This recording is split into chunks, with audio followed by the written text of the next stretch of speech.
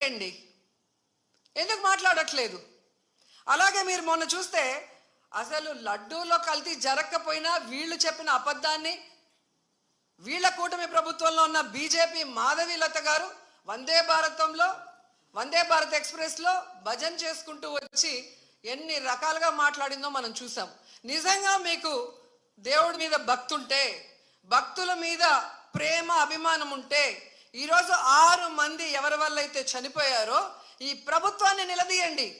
ఈ ప్రభుత్వంలో ఎవరెవరు ఈ చావుకు కారణమయ్యారో వాళ్ళందరి మీద మోడీ గారికి చెప్పి క్రిమినల్ కేసులు పెట్టించండి.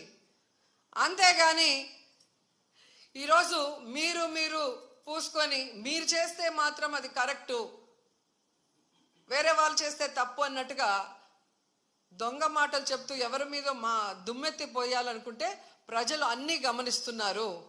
అండ్ ఈరోజు మీరు చూస్తే